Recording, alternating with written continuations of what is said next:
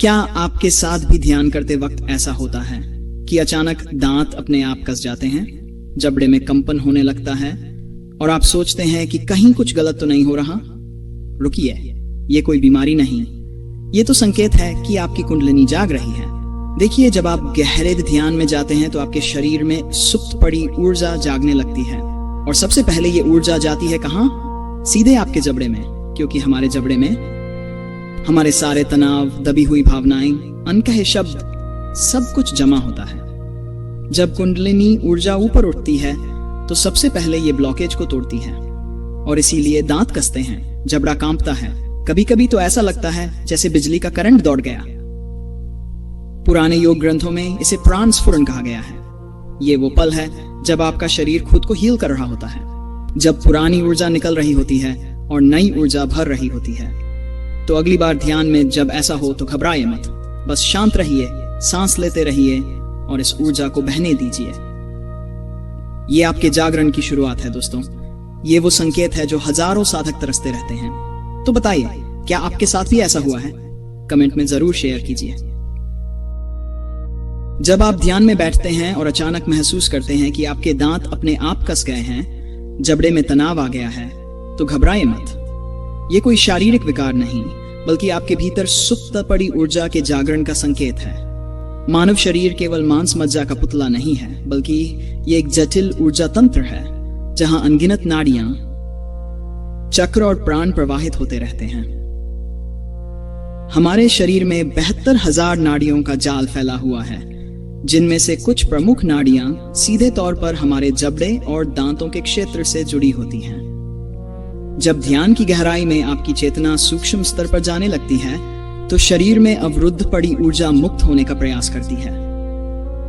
दांतों का कसना वास्तव में विशुद्धि चक्र और आज्ञा चक्र के बीच ऊर्जा संचरण की प्रक्रिया है। विशुद्धि चक्र हमारे गले के पास स्थित होता है और अभिव्यक्ति, संचार और शुद्धिकरण से जुड़ा है। जब ध्यान में ऊर्जा नीचे के चक्रों से ऊपर उठती है तो वह विशुद्धि चक्र के क्षेत्र में एक विशेष प्रकार का दबाव बनाती है। जबड़ा और दांत इसी क्षेत्र में आते हैं। इसलिए जब यहाँ ऊर्जा का प्रवाह तीव्र होता है तो मांसपेशियों में अनैच्छिक संकुचन होता है। योग शास्त्रों में इसे कुंडलिनी जागरण की प्रारंभिक अवस्था के लक्षणों में से एक माना गया है। कुंडलिनी शक्ति जब मूलाधार से ऊपर की ओर चढ़ती है तो रास्ते में जहां जहां अवरोध होते हैं वहां विभिन्न प्रकार की शारीरिक प्रतिक्रियाएं होती हैं। यह बताता है कि आपके भीतर की प्राण शक्ति सक्रिय हो रही है।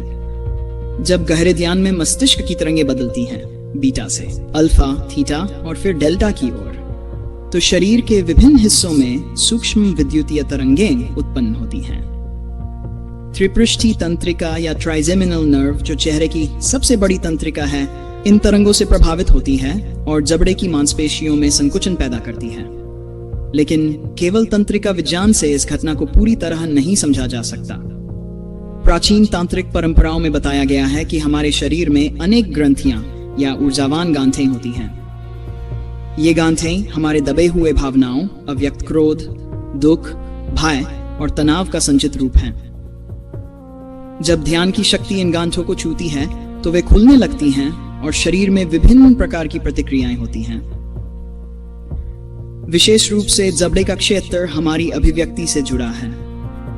जीवन में कई बार हम जो कहना चाहते हैं वो नहीं कह पाते, जो गुस्सा प्रकट करना चाहते हैं वो दबा लेते हैं, जो भावनाएं व्यक्त करनी होती हैं उन्हें मुंह में ही रोक लेते हैं। यह सब ऊर्जा गले और जबड़े के क्षेत्र में अवरुद्ध हो जाती है।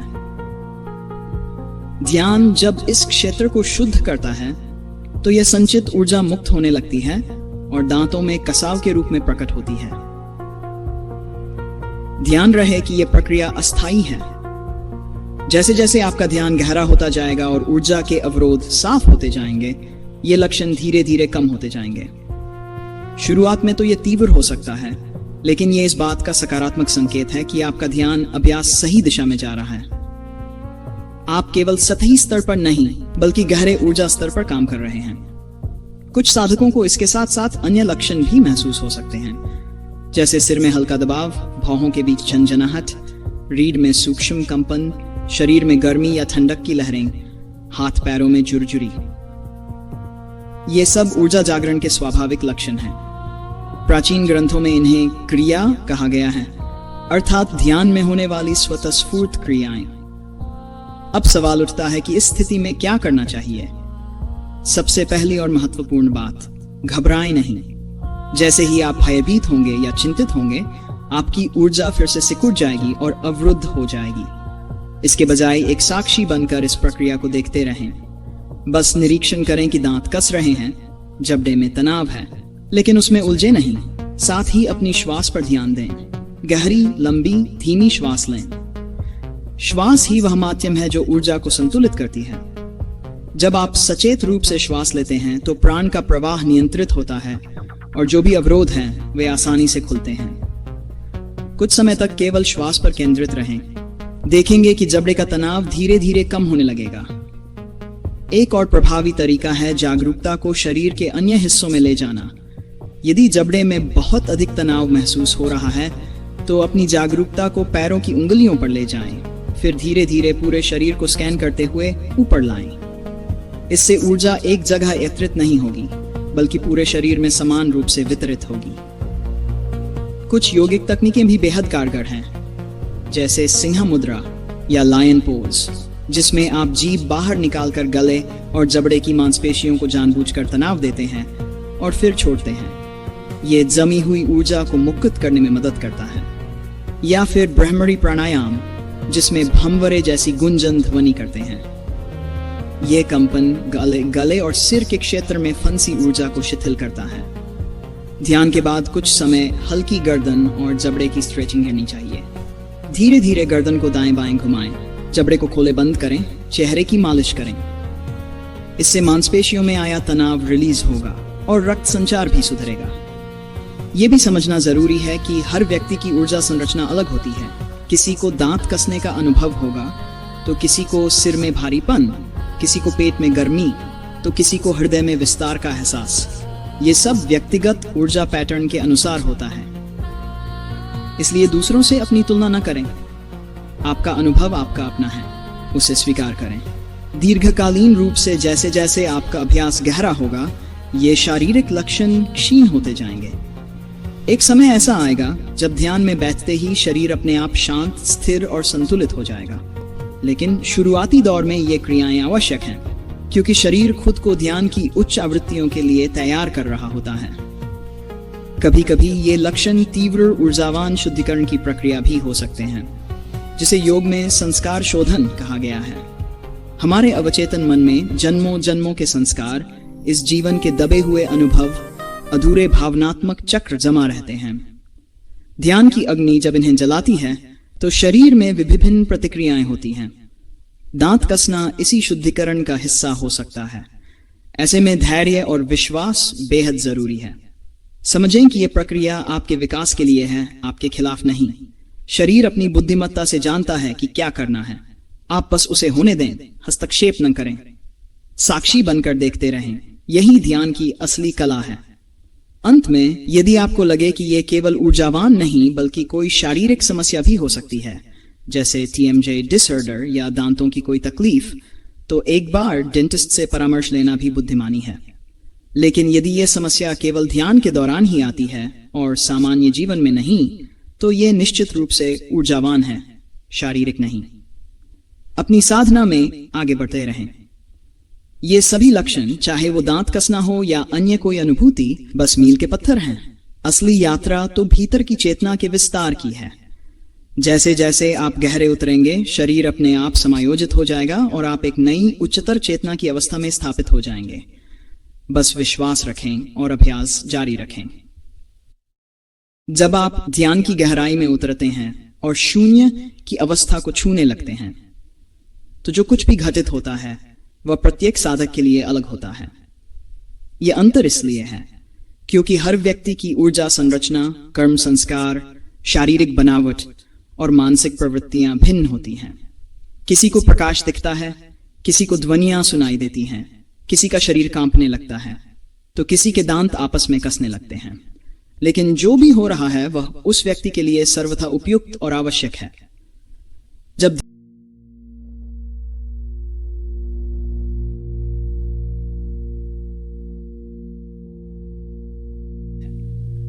जब ध्यान में गहरा शून्य आपको घेरने लगता है, उस समय जो दांतों का कसना होता है वह कोई साधारण मांसपेशीय संकुचन नहीं है। यह एक स्वाभाविक क्रिया है जो आपके शरीर की आंतरिक बुद्धिमत्ता द्वारा संचालित होती है। जब आपकी चेतना शून्य में प्रवेश करती है तो वास्तव में आप एक ऐसी अवस्था में होते हैं जहां अहंकार का, मैं का अस्तित्व क्षीण हो जाता है। यह एक बेहद नाजुक और शक्तिशाली स्थिति है। इस अवस्था में शरीर को एक विशेष प्रकार की भौतिक एंकरिंग की आवश्यकता होती है, अन्यथा चेतना पूरी तरह विलीन हो सकती है। यहां दांतों का कसना एक प्राकृतिक ग्राउंडिंग मैकेनिज्म का काम करता है। जब ऊपर और नीचे के दांत आपस में मजबूती से जुड़ते हैं तो वे एक विद्युतीय सर्किट को पूरा करते हैं। हमारे दांतों की जड़ें हमारी खोपड़ी की हड्डियों में गहराई तक धंसी होती हैं और वे सीधे तौर पर मस्तिष्क के आसपास की संरचनाओं से जुड़ी होती हैं। जब दांत आपस में कसते हैं तो शरीर के ऊपरी और निचले हिस्से के बीच ऊर्जा का एक सेतु बन जाता है। यह संतुलन बनाए रखने का शरीर का अपना तरीका है। शून्य ध्यान में जाना मतलब है सभी द्वंद्वों से परे जाना। लेकिन जब तक आप शरीर में हैं तब तक शरीर को संतुलन में रखना पड़ता है। ऊपर और नीचे, दाएं और बाएं, सकारात्मक और नकारात्मक, ये ध्रुवताएं शरीर के अस्तित्व का आधार है। जब दांत कसते हैं तो वे इस संतुलन को बनाए रखते हैं। ये ऐसे है जैसे एक विमान जब बहुत ऊंची उड़ान भरता है तो उसके विभिन्न हिस्से स्वचालित रूप से समायोजित होकर उसे स्थिर रखते हैं। ठीक वैसे ही गहरे ध्यान में जब आपकी चेतना बहुत ऊंचाई पर जाती है तो शरीर अपने तरीके से संतुलन बनाता है। अब बात करते हैं उन झटकों की जो ध्यान के शुरुआती चरण में अनुभव होते हैं।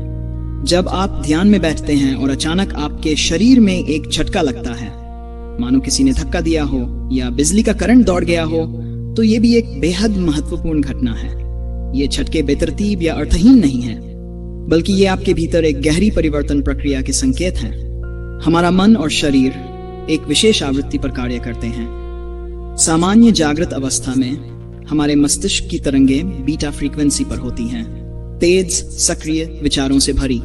जब आप ध्यान में बैठते हैं और आंखें बंद करते हैं तो धीरे धीरे ये तरंगें अल्फा में जाने लगती हैं, अधिक शांत, अधिक विश्रामपूर्ण।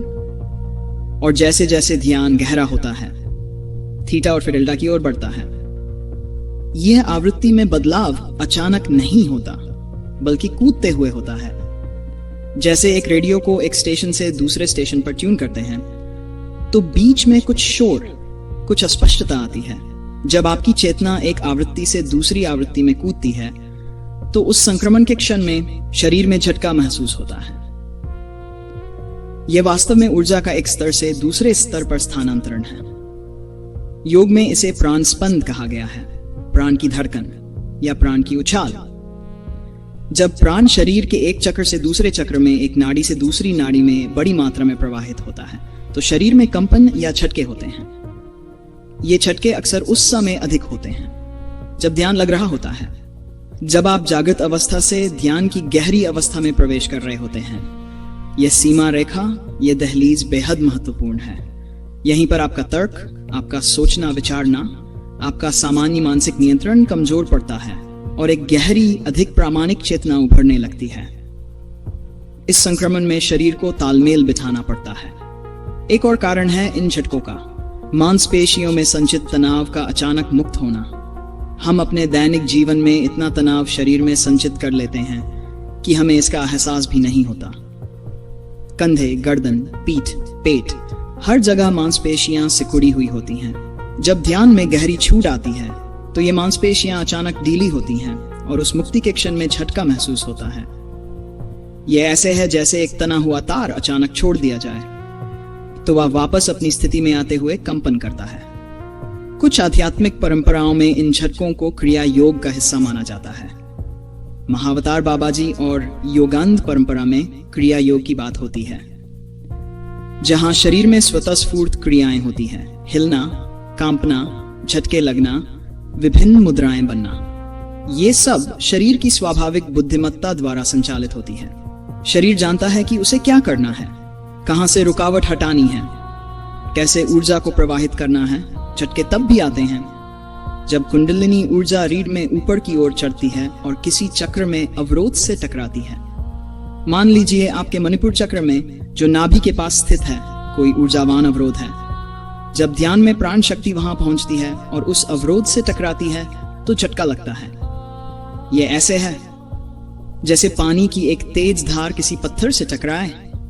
पहले तो रुकावट होगी, फिर पानी उस पत्थर को धकेलेगा। जैसे जैसे आप इन अनुभवों से गुजरते हैं और अपनी साधना में आगे बढ़ते हैं, एक सूक्ष्म समझ विकसित होने लगती है। आप धीरे धीरे ये पहचानने लगते हैं कि कौन सा झटका किस प्रकार का है, कौन सी ऊर्जा किस दिशा में बह रही है, शरीर के किस हिस्से में क्या हो रहा है।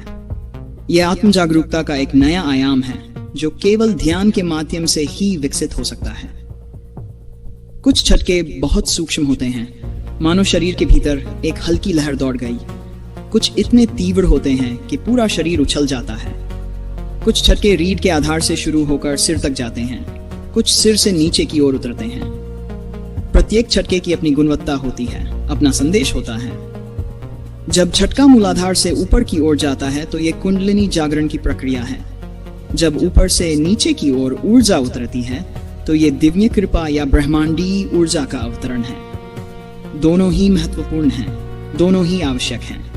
कभी कभी झटके के साथ साथ आपको विशेष संवेदनाएं भी अनुभव हो सकती हैं, जैसे एक विशेष सुगंध आना हालांकि आसपास कुछ भी सुगंधित नहीं है, या कोई संगीत सुनाई देना जबकि कोई बाहरी ध्वनि नहीं है, या प्रकाश की झलक दिखना जबकि आंखें बंद हैं और कमरा अंधेरे में है।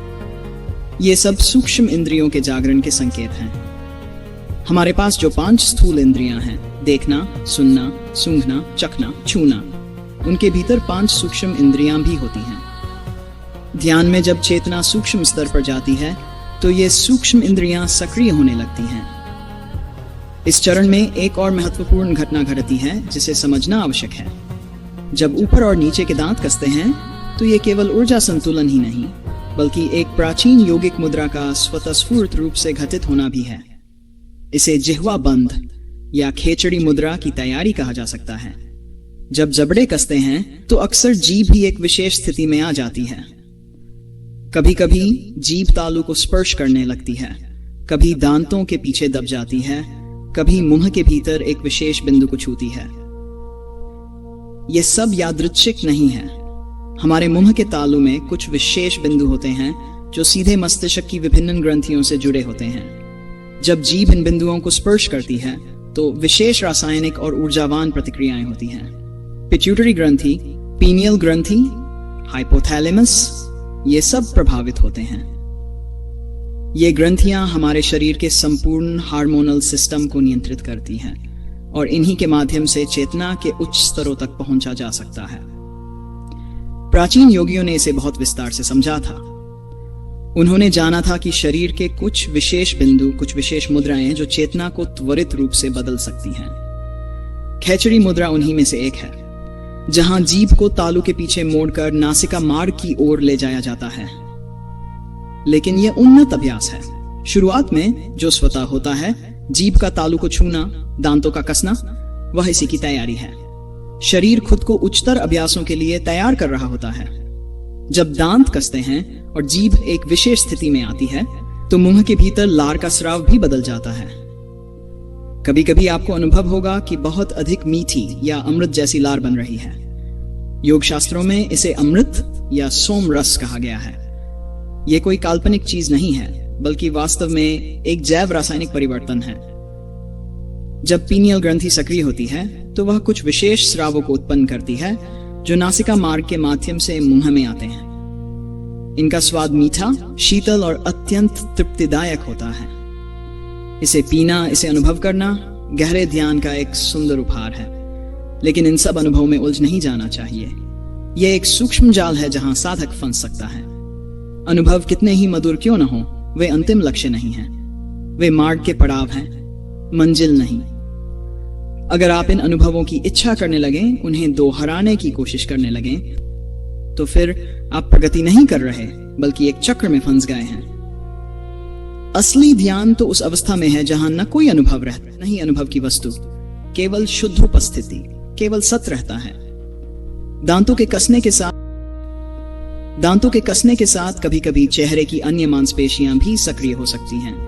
आंखों के आसपास की मांसपेशियां फड़क सकती हैं, माथे पर सिकुड़न आ सकती है, गालों में खिंचाव महसूस हो सकता है। ये सब चेहरे में संचित तनाव की मुक्ति के संकेत हैं। हमारा चेहरा हमारे भावों का दर्पण है और हम जीवन भर इतने सारे भाव दबाते हैं, छिपाते हैं, नियंत्रित करते हैं कि चेहरे की मांसपेशियां कड़ी हो जाती हैं। जब ध्यान में गहरी छूट आती है तो ये मांसपेशियां भी मुक्त होने लगती हैं और विभिन्न प्रकार की संवेदनाएं होती हैं। कुछ साधकों को अनुभव होता है कि दांत कसने के साथ साथ सिर में एक दबाव या भारीपन महसूस होता है, विशेषकर भौहों के बीच या सिर के शीर्ष पर। यह अजना चक्र और सहस्रार चक्र के सक्रिय होने का संकेत है। अजना चक्र तीसरी आंख का स्थान है, अंतर्दृष्टि और सहज बोध का केंद्र।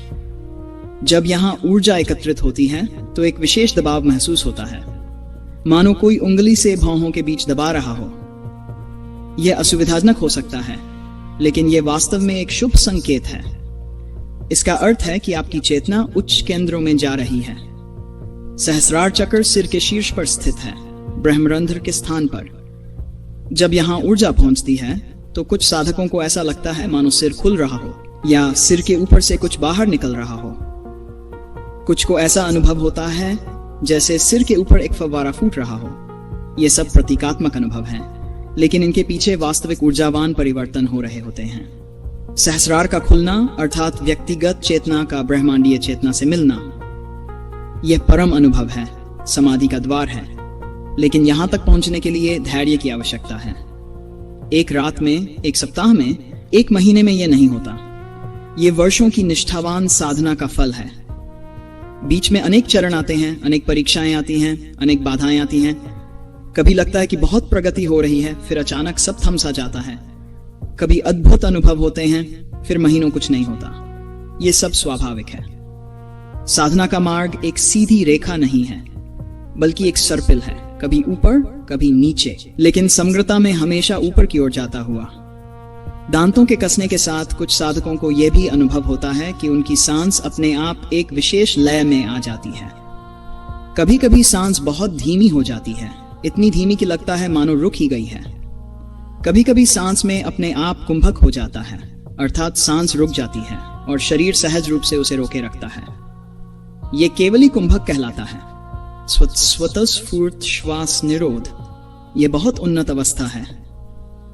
सामान्य प्राणायाम में हम जानबूझकर श्वास को रोकते हैं, लेकिन केवली कुंभक में यह अपने आप होता है, बिना किसी प्रयास के।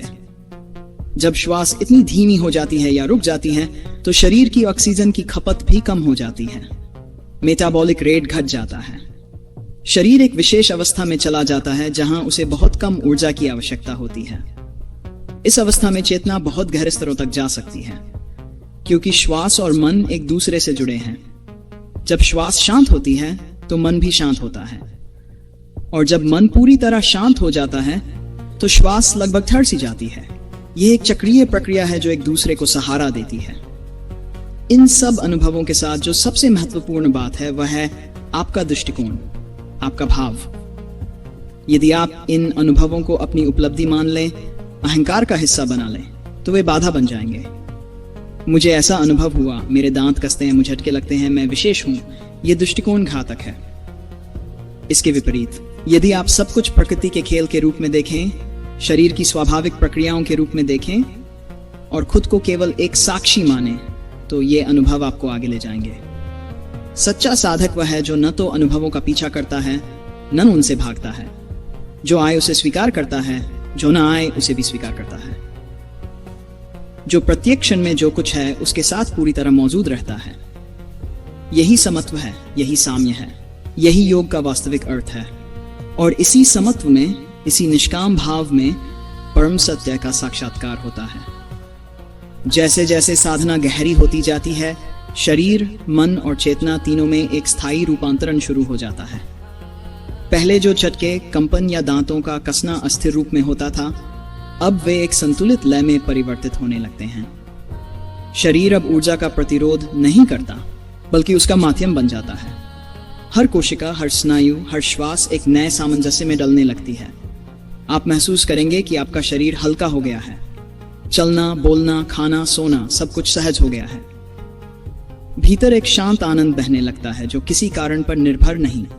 यह वही अवस्था है जिसे योग में सहज समाधि कहा गया है, जहां साधना भी सहज हो जाती है और साधक भी। इस अवस्था में मन धीरे धीरे अपने पुराने संस्कारों को छोड़ने लगता है। जिन विचारों, भावनाओं या प्रतिक्रियाओं से आप पहले संचालित होते थे, वे अब अपना बल खोने लगते हैं। जो बातें पहले आपको परेशान करती थीं, अब वे आपको छू भी नहीं पाती। भीतर एक गहरा देखने वाला जागृत रहता है, साक्षी भाव। धीरे धीरे यह साक्षी भाव ही आपकी स्थायी अवस्था बन जाता है। अब ध्यान केवल तब नहीं होता जब आप आंखें बंद करते हैं, बल्कि हर पल चलते बोलते सांस लेते हुए भीतर वही ध्यान बना रहता है। यही वह बिंदु है जहां ध्यान साधना से जीवन बन जाता है। अब कुंडलिनी केवल ऊपर उठती नहीं, बल्कि पूरे अस्तित्व में फैल जाती है। यह आपके हर कर्म, हर शब्द, हर दृष्टि में प्रकट होने लगती है। आपका चलना भी ध्यान हो जाता है, आपका मौन भी उपदेश बन जाता है। यह अवस्था सिद्ध अवस्था की ओर पहला कदम है। यहां साधक को एक और गहरी समझ आती है कि जागरण का अर्थ कुछ प्राप्त करना नहीं है, बल्कि जो पहले से है उसे पहचानना है। कुंडलिनी कोई बाहर की शक्ति नहीं जो ऊपर उठती है, वह तो आप ही हैं, आपकी ही चेतना का गतिशील रूप। जब आप इसे पहचान लेते हैं, तब न ऊपर न नीचे, केवल एकता बचती है। और इसी एकता में सब कुछ समा जाता है। दांतों का कसना, शरीर के झटके, लार का अमृत बनना, श्वास का रुकना, ये सब उस एक ऊर्जा के नृत्य के अलग अलग रूप हैं। साधक जब इसे समझ लेता है, तब वह हर अनुभव को नम्रता से प्रणाम करता है और कहता है, जो हो रहा है वही होना चाहिए। यहीं से वास्तविक आत्म साक्षात्कार की यात्रा आरंभ होती है। तो मित्रों, अगर ध्यान में आपके साथ भी ऐसे अनुभव होते हैं, दांतों का कसना, शरीर में झटके, सिर में दबाव या कोई अनजानी ऊर्जा का बहाव, तो घबराएं मत। ये सब संकेत हैं कि आपका शरीर, आपका मन और आपकी चेतना तीनों किसी गहरे परिवर्तन से गुजर रहे हैं। याद रखिए, ध्यान कोई तकनीक नहीं, यह तो एक जीवंत प्रक्रिया है जो हर किसी के भीतर अपनी अलग गति से घटित होती है।